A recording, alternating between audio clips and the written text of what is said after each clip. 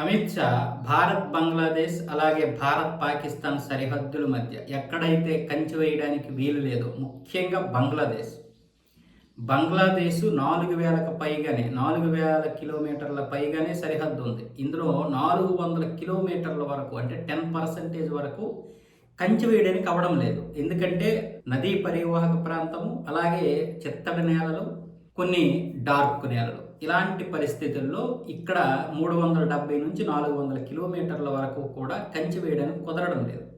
ఈ ప్రాంతం నుంచి విపరీతంగా ఈ వలసదారులు వచ్చేస్తున్నారు. అక్రమ చొరబాటుదారులు అలాగే మిగతా ఈ మాఫియా, గంజాయి మాఫియా, మిగతా ఈ మాఫియా ఎవరైతే ఉన్నారో వచ్చేస్తున్నారు.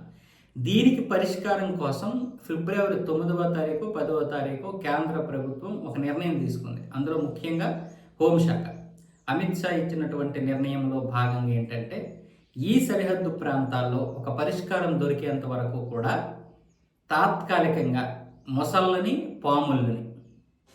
మొసళ్ళు, పాములు, తేళ్ళు ఇలాంటి వాటిని తీసుకొచ్చి వదిలితే ఎలా ఉంటుంది, దీని మీద బిఎస్ఎఫ్ వాళ్ళు ఒక నివేదిక ఇవ్వాలని ఇప్పుడు అధికారులకి ఈ యొక్క నివేదిక పంపించారు. ఈ యొక్క ఇన్ఫర్మేషన్ ఇచ్చారు. ఇది ఇచ్చి దగ్గర 2 నెలలు అవుతుంది. ఈ 2 నెలల్లో ఇప్పుడు దీని గురించి తుది నివేదిక అయితే పంపిస్తున్నారు.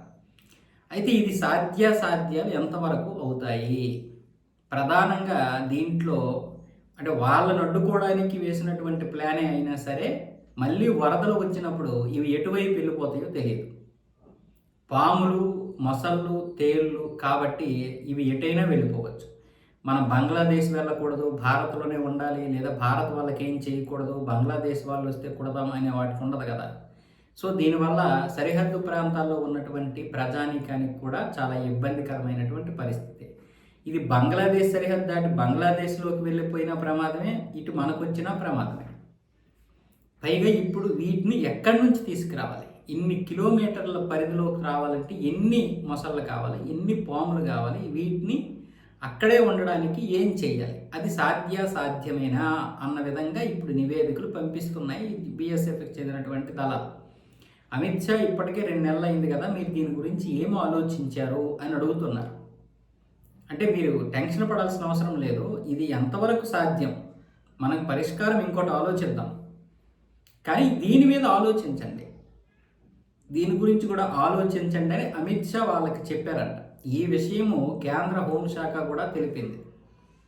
ఈ విషయాన్ని మేము కొట్టిపారేయలేము, ఒకవేళ ఇది కూడా సమస్యకి ఒక పరిష్కారంగా చూడొచ్చు కేంద్రం అని చెప్తుంది హోంశాఖ. అంటే అమిత్ షా గారు చెప్పింది వాస్తవమే. ఆయన ఈ మధ్య అస్సాము, బెంగాల్లో పర్యటించినప్పుడు కూడా దీని గురించి ప్రస్తావించారు. అయితే నేరుగా ప్రస్తావించలేదు. బార్డర్లో ఒక్కడ కూడా రాకుండా, బార్డర్ దాటి రాకుండా పెద్ద ప్లాన్ చేస్తున్నాం, అది మీరు ఊహించరు కూడా అన్నాడు. బహుశా దీని గురించి అయి ఉండొచ్చు. సో ఇప్పుడు దీని గురించి సాధ్యాలు ఎంతవరకు అవుతాయి మీరు చెప్పండి. దీనివల్ల మనకి ప్రమాదమే, అటు బంగ్లాదేశ్ వెళ్ళిపోతే వాళ్ళకి ప్రమాదమే. సరే, వాళ్ళే ఒక రాక్షస జాతి అనుకుందాం, కానీ మరి ఇవి డబ్బులు తీసుకొచ్చి ఇంత డబ్బు పెట్టి వీటిని ఇక్కడ పోగు చేస్తే ఒకటి వెళ్ళిపోతే ప్రమాదకరం కదా. అంటే మన సంపద అంతా వెళ్ళిపోయినట్లే. పైగా దీనివల్ల ఇంకొక నష్టం ఏంటి అంటే వచ్చేవాడు ఎలాగైనా సరే వస్తాడు, ఇవి ఉన్నాయి కదా అని వాడు భయపడ్డాడు. వాడు ఎందుకంటే మాఫియా చేసేవాళ్ళు. దీనికి పరిష్కారం కోసం వాళ్ళు ఇంకొకటి వెతుక్కుంటారు. వాటిని దాటి రావడానికి ఏ మార్గాలు ఉన్నాయో అవి చూసుకుంటాడు వాడు. ఇప్పటి వరకైతే ఈ మార్గాల ద్వారా టెక్నాలజీని ఉపయోగించి మన వాళ్ళు కొంచెం బందోబస్తు ఏర్పాటు చేశారు. అలాగే సిగ్నల్ లేనటువంటి డార్క్ ప్రాంతాల్లో కూడా ఇప్పుడు బందోబస్తుని ఏర్పాటు చేస్తున్నారు. కానీ అసలు పూర్తిగా రాకుండా ఉండడం కోసం అక్కడ గస్తీ కాయడానికి కూడా లేకుండా అయిపోతుంది. అందుకోసమే ఇప్పుడు ఈ ప్రయత్నాలు జరుగుతున్నాయి. ఇది ఎంతవరకు సాధ్యమవుతుందో మీరు కామెంట్ రూపంలో తెలియజేయండి.